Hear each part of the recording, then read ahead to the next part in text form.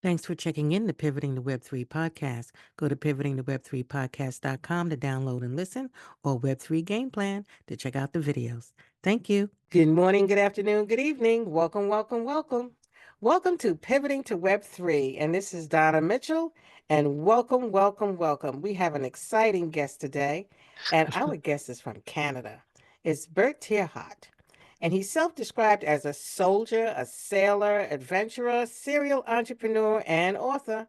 Just seems to have a knack for knocking off the impossible. And talking to him, I believe he's done just about some of the craziest and nicest things all at the same time. A fellow of the Royal Canadian Geographic Society, explorer in residence for the British Columbia Historical Society, founder of the Canadian Interactive Waterways Initiative, CTO of Medway Canada, CEO of LeadBrain AI, and author of, among others, the children's book Sir Salty Goes to Sea.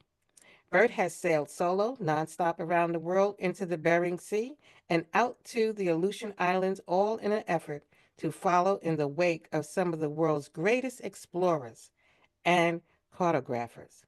In the same vein, he paddled solo across Canada from the Pacific to Atlantic Oceans, covering more than 7,800 KMSs. What is KMSs? Kilometers. Kilometers? Yes, it's like 5,000 miles. I should have known that. I could tell I'm losing it here, but my kilometers by foot and canoe. What's coming next is even more extreme or crazy, and I don't think it's really too crazy. I've heard a little bit of his background and his story. You guys are going to love him. And at the end of the day, I think he's had an exciting life. Some I would have liked to have, especially with all the water. So tell us, how did this become part of you and who you are in your story? Give us a little insight before we really delve into AI and everything else that's going on. Well, first thing I want to say thank you for having me on. I think it's a real thrill and I'm really excited to share some of this stuff. And it's nice to talk about technology because typically people want to talk about some of the crazy stuff. And my dad, whenever I told my dad that I was going to sail nonstop solo around the world without any electronic navigation, and the first thing my dad said to me was, "I thought you were smarter than that." So he's right, of course, but I think I simply have salt water running through my veins. Both my mother and my father's family, and their families, their extended families have all been in the Dutch Merchant Marine. I mean, literally every single one. Uncles, my grandfathers on both sides, my uncles on both sides. And when my parents came to Canada, they just stuck me in a little boat when I was a kid. And as a Mhm. kid, you paddle this here and there and put a sail on it and try to get it to go from A to B. So it's just been in my blood, and I've pursued that same sort of passion in different contexts as I grew and fell into different things. So, like you said, I was a soldier, I was a scientist, a sailor, serial entrepreneur, all these crazy things. But as a scientist, I was a physical oceanographer. That meant I studied large period waves in the ocean. As a sailor, of course, I'm sailing, and as an entrepreneur, I've always been involved with something that has to do with the water. In this case, the Canadian Interactive Waterways Initiative. So they're all tied together in this rather loose bundle, and that rather loose bundle has allowed me to pursue my passions and do things I really like. And one of the great things about being an entrepreneur is that you get to work with people you really like. You get to create the culture in the companies that you're trying to run and trying to grow. It's up to you. You get to decide how everyone plays together nice, and and you get to decide who you really want to work for. So it's been a real privilege and a real thrill. And I hope I never get too old to be thrilled by all those things. Well, with all the things that you've been exposed to and the direction the world is going, how did you end up in IT? Well, uh, when I was in college, I had to study programming, and I hated it, but I had to do it because Mhm. I was a physicist, basically, solving applied math problems, and of course you do that with a computer. And then when I got to graduate school, I did the same thing. So when you solve these, if you do anything, if you study the ocean in any way, shape, or form as a physicist, you have to model that. It's like a meteorologist knows math. So, and they solve those, and we all know that they solve those problems with computers. But way back when I first started, computers actually weren't a thing. We had to stand in line literally to get time on the Cray supercomputers that were running in Colorado Springs.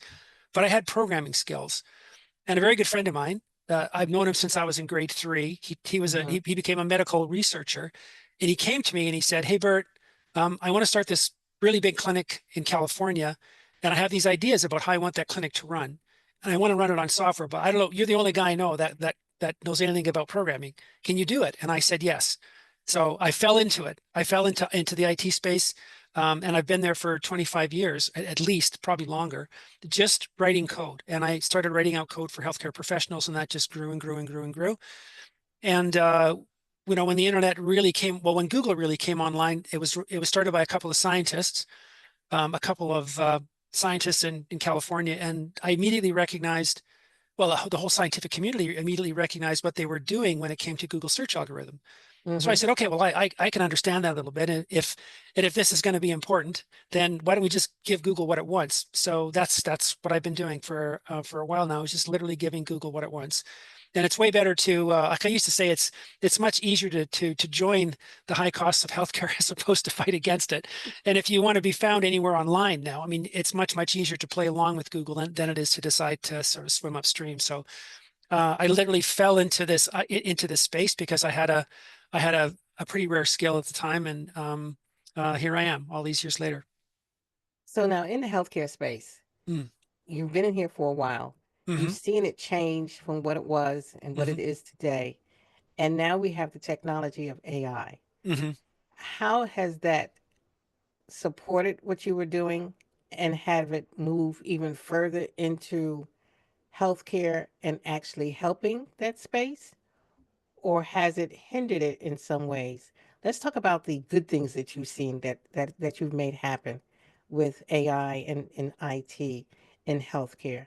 I know there's a lot of work being done on the diagnostic side. There's a hmm lot of work being done on the patient care side hmm in regards to records and hmm transferring of records. Can you share with us a little bit about that and what we need to be aware of and understand? Well, I think the first point that I would make is that if you'll forgive the pun, we've been literally swimming in a sea of AI for a long time. Like the first program I wrote for this doctor I mentioned a long time ago was differential diagnostic software, so that we were able to intake a large number of patients and do the triage very quickly, and we did it very accurately because we were using a computer to do that. And that was a long time ago. So this AI has been creeping into the medical field for a very long time. And when you go to, like today, for example, let's forget today, take 10 years ago, and you Mm-hmm. have an X-ray done, then of course a doctor will look at that, will look at that X-ray and then make some sort of diagnosis. A radiologist will do that, but a computer can do that better than perhaps a doctor can, because the computer has a much finer eye to look at details that the doctor might miss, or the computer can compare images, can compare thousands and thousands and thousands of images, and it will never forget one. And AI has been, I shouldn't say AI, but computer tools have been doing that for a very long time. Imagine you have a tool that will just lay two images over top of each other, and you can sort of see the differences. So this AI has been creeping into the medical field for decades, but it's just recently exploded. So here in Canada, for example, in terms of things that are helpful, when you sit down in front of a doctor and he asks you how you feel, and you start listing off symptoms, the doctor just all he has to do is Google those symptoms, and he'll get a diagnostic, he'll get a diagnosis. And in most instances, the diagnosis will be more thorough than that which one of his colleagues could have done maybe 15 years ago, because his colleague 15 years ago or 10 years ago or even 5 would have had Mm-hmm. to remember everything. And of course, to become a doctor is extremely challenging because there's just so much to remember. I mean, it's just shockingly. Mm-hmm. It's Mm-hmm. just That's there's a true. shocking amount of information to remember. And over and above that, but as soon as you graduate, I mean, this is something else. As soon as you graduate, I mean, you have to go back to school. There's continuing education credits. There's all these things, but I mean, they their formal training is ceases basically at the time that they graduate. And like I said, there's continuing education credits, and some doctors may not, agree with this, but of course, then they should, because I'm not saying that they stop educating themselves, but the bulk of their education stops at some certain time. The bulk of my scientific education stopped when I stopped being a scientist. Mm-hmm. So, and AI just continually learns and learns and learns. Its education never stops. I mean, it just keeps the building blocks of what it's relying on to form a diagnosis or to create some sort of prognosis just gets better and better and better, because the knowledge base keeps getting bigger and bigger and bigger. Like, think of the number of scientific papers that get written in a year, and how is it possible for any human being to keep up with the scientific literature? even if you are incredibly specialized in your field, it's an impossible task. It literally is an impossible task because there's more and more scientists who are studying, more and more specialized things that can happen in your field. Things, a terrible word, but things. And AI has no problem keeping up with all that. And if you, doctors, of course, are trained to ask really smart questions. And if you ask AI a really good question, you'll get a really good answer. So I think that what I've seen in general in terms of its benefit is that it has this amazing ability to diagnose, and it has this amazing ability to create a prognosis, and it's unbelievably accurate. And if it's done properly, there's no bias in it. Like it's only just the information. So it has this it is there's an incredibly bright future for it. Like the trajectory of it so far in healthcare has been fantastic. There is other sides to it. That there are other sides that are troubling, but the way that it's used today, I think has been a huge plus. So, Bert, I'm chuckling because I want to get to the other side of it. But Yeah, before we go there, yeah, yeah, yeah. before we go there, let's stay on the positive side. Okay, So, on yeah. the positive side, let's make sure Sure. everybody understands. Yeah, yeah. So, you're in the healthcare space, and physicians, diagnostics, and all of the analytics take place, and it's really great. So, it's Hmm. probably is that a combination of the machine learning, predictive, generative, is all of that Hmm. together? Can you Hmm. give some insight? People are starting to learn about that there are differences in AI, so they understand their businesses, what they're using on the applications. Which ones are really doing the diagnostic work? How is that on the back end, maybe? Can you share a little bit of insight without getting too geeky? Well, I think there's all kinds of companies that are developing applications that are for doctors in AI, but they're all basically using one or two engines. So basically, everyone is using ChatGPT, and they're just building applications on top of ChatGPT. And what they're doing are the companies that are doing that are creating very sophisticated front ends, that are founded on Hmm. ChatGPT and Gemini, Copilot. There's a couple of different flavors, but it's really the UI that's important. And embedded in the UI are very sophisticated prompts. So I had alluded to asking really good questions. So if you ask a really good question, which is the analog to creating a very sophisticated prompt. So and the more sophisticated the prompt, the better the answer. So some of the prompts that are written for healthcare are 3,000 or 4,000 words long. So it's a question that's basically the better part of a chapter of a book. Hmm. And if you ask these really good questions, you'll get really good answers. So for example, we've tried using Tali in the clinic that I'm involved with, and we see about 1,000 patients a day, all remotely, by the way, all driven using code that's reliant on AI in a pretty limited way. But what the doctors use Tali for is that the interactions they're having with patients are recorded. So a doctor used to do that by writing notes, right? He would scribble notes on a pad or scribble something down. It would go to a medical assistant whose job then was to translate that chicken scratch into something that made sense. And Hmm. then the doctor would get something for the patient's file that then would be charted. And the patient, if they wanted, would get something like, hey, maybe you should do this. Well, all that was manual and tedious and fraught with error and peril. So, you can get Tali to listen to both sides of the conversation and produce notes that are impeccable and immaculate and make sense, because you can say you can tell Tali that for the chart you want it to be written, very, I guess, simplistically, you want that to be written for someone who's a board certified plastic surgeon with 25 years experience, who's the director of a very large medical clinic, with all these qualifications. And that's how you want his notes to be written. That's what you Hmm. want to appear in the chart. And then you'll have it something differently to say, this is what I want. This is the précis of that conversation that I want to be in the front office. But I want that to be written for someone who has administrative duties, with blah, blah, blah, blah, blah. And then you say, I want a letter to go out to the patient, and I want that to be understandable based on that, based on what you know about that patient in terms of their own life history. So say, for example, if I was another doctor getting diagnosed by another doctor, then I don't want to be talked to like I don't have any medical knowledge at all, right? I would want something I'm getting back from that doctor in terms of a letter, or what I need to do, or what the diagnosis is, or what my prognosis is. I would want that to be at my level, a medical professional. But if I'm a school teacher, then obviously I have a different background, a different training. I would want that to come in a way that I can understand it. And AI does that like that. You just tell it to do it. You can, Really? yeah, you can say, I mean, that AI can read the patient's record. We know what their, what their life story is, their life history, their other medical challenges, whatever they might be. And then we can literally tailor the letter that's going out to them after every doctor's visit, whether it's remote or whether it's, in the clinic, to that very particular individual when they're very That's exciting. particular. Yeah. So it's those things are amazing. Like I mean, think of it. Think of how frustrating it was to take your prescription to the drugstore that no one could read, right? And you hand it over to the pharmacist and, they're scratching their head and they're on the They phone back. decipher it. They're trying to decipher it and they're on the phone to the clinic. What is this? And so there's that's a very small example of just one patient physician interaction that gets amplified in the sense that it's way more useful to everyone, to the doctor, to the staff in the clinic, and to the patient, and eventually to other professionals who are associated, with that particular visit. It might be a pharmacist, it might be a physiotherapist, it could be anybody, right? So yeah, It there's could lots be of. me. It could be you, yeah. So I was a there's, drug rep, remember? So yeah, yeah, when I go into offices and ask questions about diagnosis or why do yeah, I need to take that medication? Can I do a reversal? I don't want to get diabetes, but I don't want to yeah, take that drug. Can but yeah. meantime, I'm very clinical.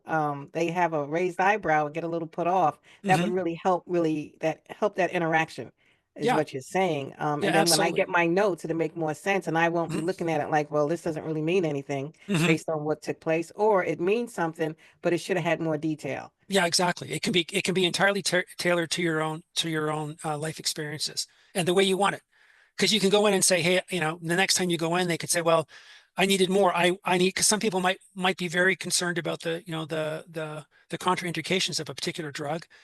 And when they make that, and then, there you go. And when you go to the staff and say, hey, what what about this? They just make a note on your chart. Contraindications are very important. Please elaborate. And then they will just do that. And it won't do it Oh. based. It won't do it on what the doctor thinks they might be. It'll do it on what the latest research is, because you told it to do that. So the doctor's idea of what the latest, contraindications are for that drug might be 5 years old, the last time the drug rep was in there, right? And of course, there's 5 years of research and 5 years of other clinical trials, or five years of other data that the doctor, in all good faith and conscience, just might not be. He's human. He or she is human. They just can't be everywhere, and all knowing all at once. So there's a really, really, really bright side to AI in that context, and it's literally exploding because there's just vast sums of money pouring into that sort of AI, where you're looking, you go into a business like healthcare, for example, and you look at all the friction points. So the ones I described would be a friction point between the doctor and the medical assistant who has to transcribe notes. Okay, Mm-hmm. that's one. And then you go to the friction point that has to do with, like, for your example, you walk in and you look at the letter, you call the office and say, hey, I'm not sure I understand this. That's another one. So you can all these, and they're wildly separate, those two, and everything in between. And when businesses just keep stepping back, looking at the tools they have available to them, which is ChatGPT and Gemini and Copilot and soon to be Musk's AIX, or XAI. So there's very motivated, very keen, very well funded, very smart people who are, plugging in AI into all those places where there's just a little bit of friction. And again, I mean, maybe I won't belabor a point here, but people have been, you know, autopilots have been flying commercial airliners for decades.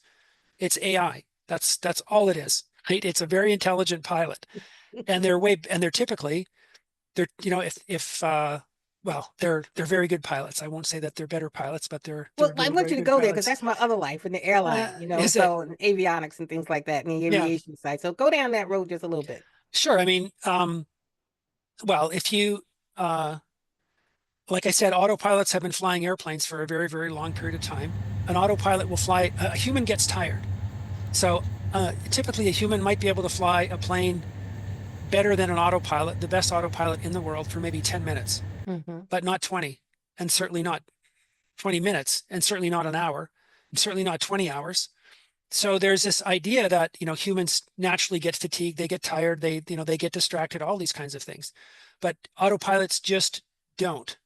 So when I sailed around the world, for example, it took me 265 days, and I steered the boat for 7 hours, and I had an Wow. autopilot, a very dumb piece of AI that steered the boat, not me. So 265 days, I did it for 7 hours. So, and I have friends in the airline industry, and if you actually fly the airplane, like if a pilot actually takes it off autopilot, Mm. he'll get a call. In Canada, you get a call, you get hauled in front of the chief pilot for that particular airline, and you have to answer to the Federal Aviation Board, or the equivalent here in Canada, as to, the FAA, the equivalent, why you were Hmm. flying the airplane, because you're not supposed to be. You're supposed to land it and take off, and that's it. And the autopilot does the rest. And in fact, you're in Canada, you have to let the autopilot land the plane every certain number of landings, just to make sure that that it's still learning and knowing what it's doing. And that's been going on for a very long time, and they just keep getting better and better and better, because of course they keep learning about how, what's the best way to fly this particular airplane, whether it's a Boeing 767 or an Airbus, or whatever the case might be. They just get smarter and smarter and smarter and smarter, and better and better and better and better. So there's it's just been around for a very long time. Like, one of the reasons, speaking of autopilots, one of the reasons that Tesla and Musk has basically a decade on everybody else in AI is because he has the largest self-learning um, database, if you will, that there is, because Teslas have been gathering, as long as Teslas have Mm. been on the road, they've been gathering information about how drivers drive. Oh, he's got data. He's got data. He has data like nobody else. And of course, it's one thing to have the data, but the thing about AI is typically is how the data is actually talking to each other. Literally, it's asking itself questions and generating answers. So having the data is one thing, but then having the code on top of that asks all the smart questions and then gets out the smart answers. So Hmm. he has data that no one else has, and it's real world. This is not something that's just made up. It's real people, right, driving real cars in real circumstances, and then this data layer sitting right in the midst of all that. In the same way that autopilots are sort of autopilots on airplanes have been gathering data, but not nearly as intelligently as Tesla's been doing it, of course, because they've had way better tools. So again, it's just everywhere. It's just everywhere, everywhere that you look. Yeah, it is everywhere that we look. But now that we're talking about everywhere that we look, and Mm, thank you for those explanations and the details and the mm, different spaces and places, because even for myself, you said some things that I really didn't realize or connect hmm were AI in some ways. I remember a lot of the aviation days hmm and simulators and different things, and we've had those conversations, but I Yeah. didn't connect that some of the AI and the landings and takeoffs and just transatlantics or just different things, how that's kind of creeped into our lives throughout this time. hmm And then on the clinical and healthcare side, I think that's so phenomenal that there's the possibility that this would really come into the healthcare space, which would really help the care of the hmm patient, Oh yeah, or would yeah. really help understanding or providing preventive tools or direction or more clarity where hmm people really understand. So do you think a lot of this takes into consideration or really minimizes, let's put it this way, does it minimize a lot of the diagnosis or the misdiagnosis hmm and the impact on society in regards to unnecessary or frivolous lawsuits or hmm things that really don't get missed or shouldn't have been missed? How does hmm that play into that space, do you think? Well, I think that, I think it plays into that space very directly. Well, firstly, the AI, as we know it today, just doesn't make the same kind of human errors. Like, I think if once you graduate from medical school, you head off to be an intern, which means that you work 22 hours a day, and then the other 2 hours, you have to eat, sleep, and Mm-hmm. do whatever you have to do, travel or commute back and forth to the hospital. That's just the way that interns are trained, and they're trained for that. I don't honestly know what that reason is. It's a lot like boot camp in the army, but the stakes are a lot higher if you're an intern in the dock. If you're an intern, because it's not just your life, it's someone else's. But think of the mistakes that interns make just because they're tired and hungry, Yeah. and they make them by the bushel load, and we're used to that. I mean, because they're humans. But all those mistakes are I mean, I shouldn't say, I mean, they're not common, but those kinds of mistakes are made. And everyone knows about, everyone's heard about someone who's had the wrong leg operated on, or they happened to my mom exactly. She had a wrong hand operated on. So it's just, I mean, think of the questions when you go into surgery. They want to make sure they have the right person. What's your name? What's your address? They ask you all these questions. You're checking off the box. Yes, it is Bert. Yes, it is Bert. Yes, it is Bert. Mm-hmm. So, I mean, all AI has to do is scan my face and it's Bert. It can't be anybody else. I don't have to answer any questions. I don't have to be conscious. I don't have to be anything other than, just there. And in some cases, I don't have to be there because the surgery can happen robotically. Like, think of the number of surgeries that are done robotically. They're done, endoscopically with a camera. Like, you don't actually have to make a huge incision in someone's leg or knee, for example, to do something, to have some sort of arthroscopic surgery, or has to do with, fixing a ligament or something, where before you'd have this giant gash in your leg where they had to open Mm-hmm. everything up just to see.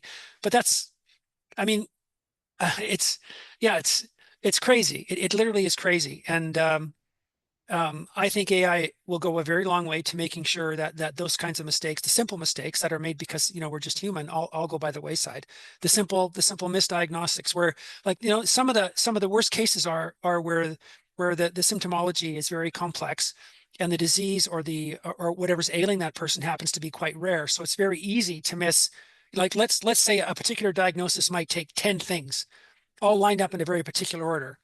And if you get all those right, then you win the prize, and the prize is something that's not very pleasant. But if you get 9 of them right and not 10, then of course the diagnosis is somewhere else. So that's a pretty complicated problem. You have 10 variables in 10 different ways. That number is actually 10 times 9 times 8 times 7 times 6 times 4 times 3 times 2 times 1. So Mm-hmm. it's a huge number, right? So it's very easy to misdiagnose, and those kinds of problems tend to be very, very severe. And they tragically, quite often, they occur in young people. So AI is way, way, way better at finding the needle in the haystack than we are. That's for sure. So Okay. in that way, it's way better. And the other thing I would say about it, is that with AI and technology in general, you are able to meet the patient where they are. So the simple way to think of that is, I don't have to go into the office to talk to my doctor. I can sit down and talk to him, and he can sit in front of a computer, and he can diagnose me just by asking Google some really good questions, or AI some really good questions. That conversation can be recorded by AI.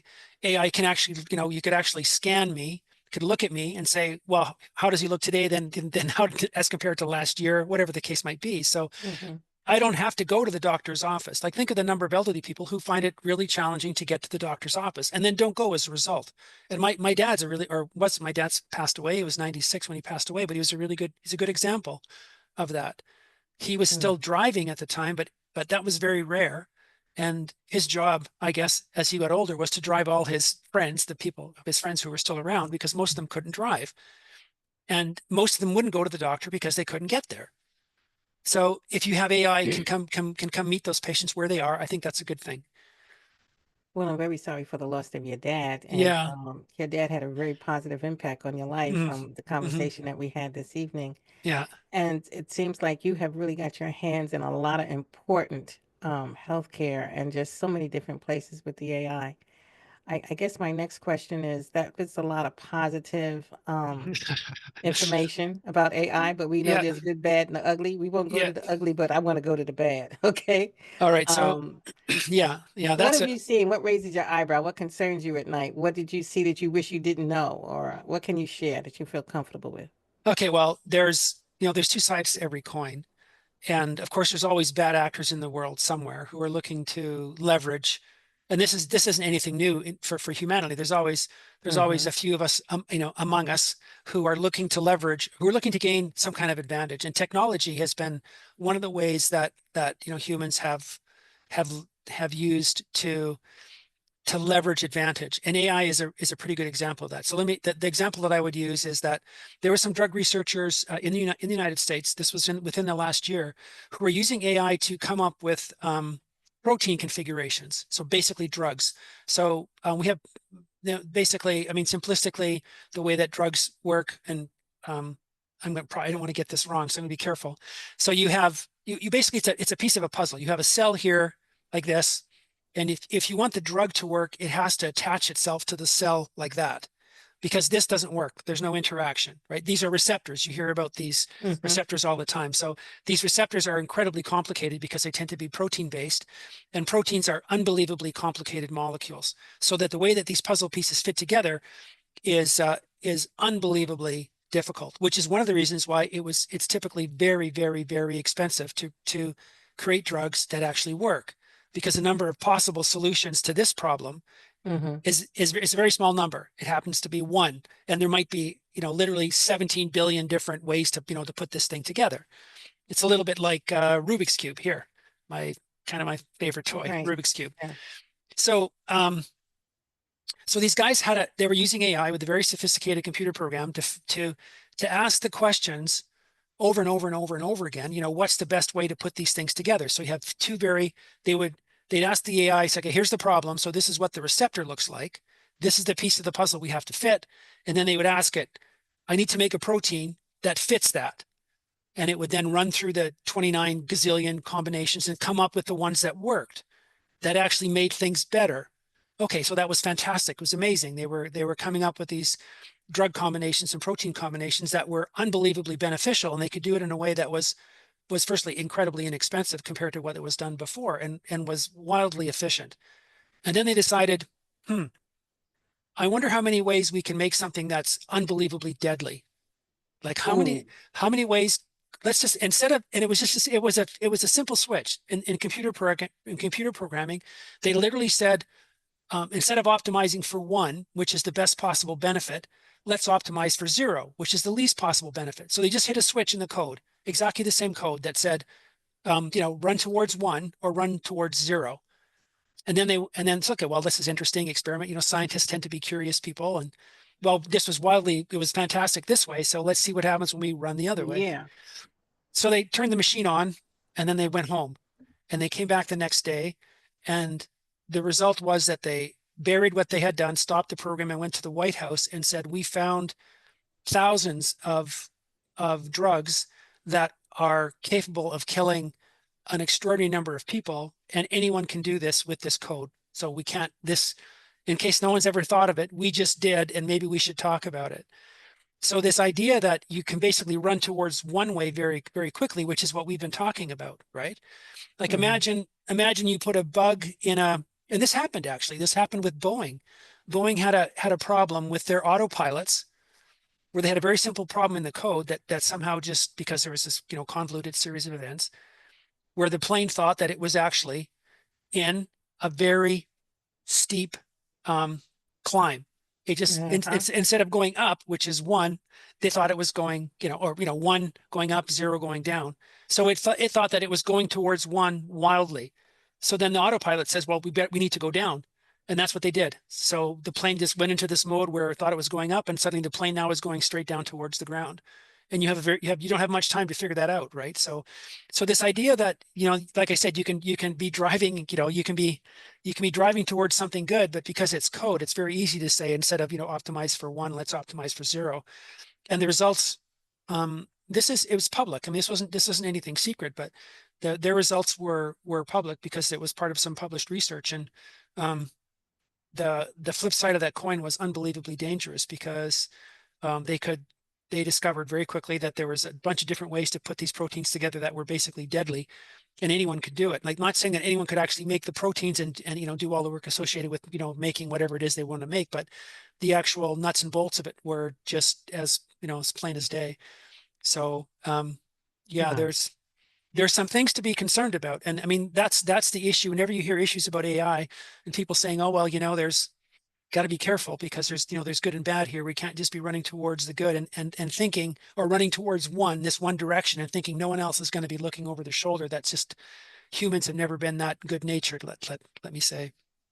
I could talk to you for quite some time, and I'm looking at the time now, so I'm like, look, I better get ready to close and just have you back. So what is it that you haven't had chance to share that you really wanted to talk about on Pivoting to Web3 podcast?